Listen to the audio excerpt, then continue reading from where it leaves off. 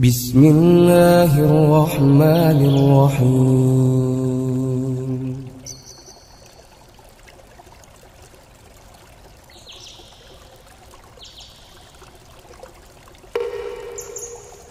Mimpi 96, MI kode Mission Impossible, Lombok kode lurus. Tsunami dahsyat adalah kode kerusakan dahsyat. Pohon kelapa kode akidah atau tauhid. NTB dan NTT kode di barat dan di timur. Pantai Pink kode sudut pandang mencintai dunia. Dan Kelor, kode dunia itu kecil atau fana. 23 Juni tahun 2019. Aku bermimpi dalam suasana pagi-pagi sekali. Aku mau mengantarkan anakku berangkat sekolah yang sekolahnya di MI Madrasah Ibtidaiyah. Aku menunggu bemo atau angkot di pinggir jalan. Lama sekali, dari jam 6:30 sampai jam 7:30. Belum juga ada yang lewat. Mendung di pagi hari sudah mau gerimis. Kukatakan pada anakku, tidak usah sekolah sudah hari ini. Tapi anakku tidak mau. Pukul 8 pagi, baru ada bis sekolah lewat. Aku merasakan. Karena anakku sudah naik bis sekolah, akhirnya aku tidak jadi ikut mengantarnya memakai bemo ke sekolahnya. Karena bis itu khusus diperuntukkan untuk mengantar anak-anak yang mau berangkat sekolah. Ia naik bis dan aku ke rumah kakakku Syam. Sampai di sana hujan pun turun. Kakakku bersama istrinya Miftahul Jannah sibuk mengangkat jemurannya. Ketika sudah selesai, kami duduk-duduk di ruang tamu bersama ada satu orang ibu tetangga. Mereka bercerita, baru saja siang, suaminya meninggal. Suaminya seorang dokter. Sebagian besar ibu-ibu yang datang melayat, bukannya mereka mengucapkan Innalillahi wa inna ilaihi rojiun, tapi mereka membicarakan harta warisan yang akan didapat oleh si A. Lalu kakak iparku mengambil kartu memori lama, bentuknya kecil, dan ia berkata itu milikku. Ia menyebut angka 930 nomorku yang dulu. Beberapa saat kemudian, hujan sudah berhenti, dan hari terasa sudah menjelang siang. Aku merasa, sudah waktunya Tiara pulang sekolah.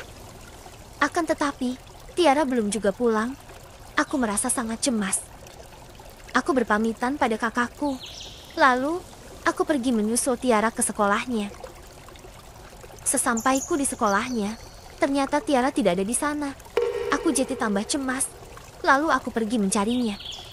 Hingga tiba-tiba, aku sudah sampai di Pantai Pink, yang letaknya di bagian selatan Pulau Lombok yang terletak di Provinsi NTB.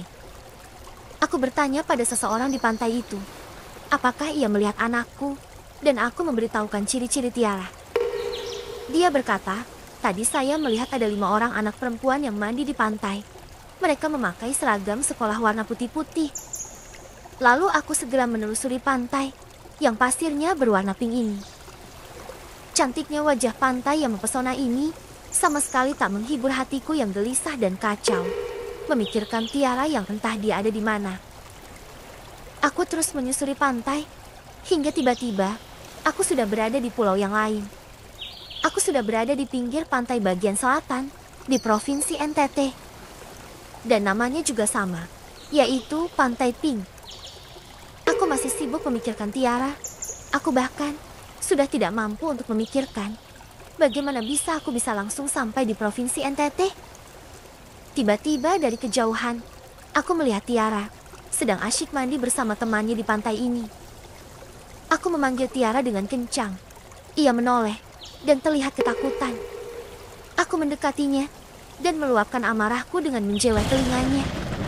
Tiba-tiba, hujan turun kembali. Seorang temannya Tiara mengajak kami untuk naik ke kampungnya yang terletak di dataran tinggi di dekat pantai itu. Ia mengajak kami untuk mengganti baju Tiara di rumahnya itu. Setelah kami sampai di atas, aku melihat orang-orang di kampung ini. Semuanya ramah-ramah. Aku bertanya pada mereka, ini namanya daerah apa?